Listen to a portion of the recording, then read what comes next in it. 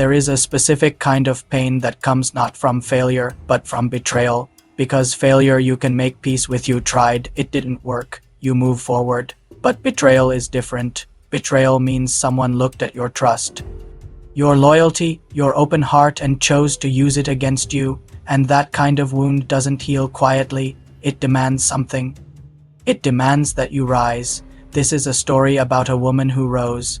She wasn't someone who had everything handed to her. She worked for what she had: her position, her reputation, her place in the professional world she had spent years building. And through all of it, she believed in the people closest to her.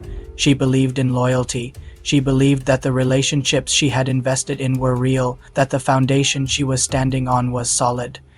That belief, that sincerity, that complete and genuine trust became the very thing that was used to bring her down. The betrayal came from someone she never expected, a woman she had considered close, someone who had been inside her world, who knew her vulnerabilities, who understood exactly where to strike to cause the most damage. And when that strike came, it wasn't impulsive or careless. It was calculated. It was the kind of betrayal that had been planned quietly, executed carefully, and designed to leave her with nothing, no position, no credibility, no ground to stand on. For a moment, it worked. There is always that moment after a great betrayal where the world goes completely still, where you look around at the wreckage of something you built and loved, and the weight of it is almost too heavy to carry. She felt that. She sat inside that silence and felt every bit of it: the humiliation, the disbelief, the grief of losing not just a career but a version of herself that had believed people were worth trusting completely. But grief, when it belongs to the right kind of person, eventually transforms into something else entirely. She didn't collapse. She collected herself. And then she did something that her betrayer never anticipated. She got back up, walked back into the world that had tried to discard her, and she began to rebuild, not frantically, not desperately, but with the quiet, focused energy of someone who now understood exactly what she was capable of, because she had already survived the worst of it. This is where the story shifts. Because rebuilding brought her somewhere unexpected. It brought her into the orbit of a man whose world operated at a completely different level, composed, powerful, someone who had spent years watching people carefully and had learned to recognize the rare ones who were genuine.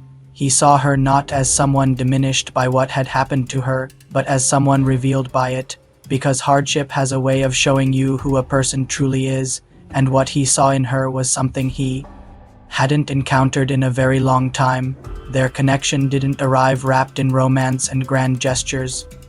It arrived in the space between professional respect and something warmer, in shared moments that started practical and became personal, in conversations that stretched beyond what either of them intended, in the slow realization that what was growing between them was not convenience but something far more meaningful.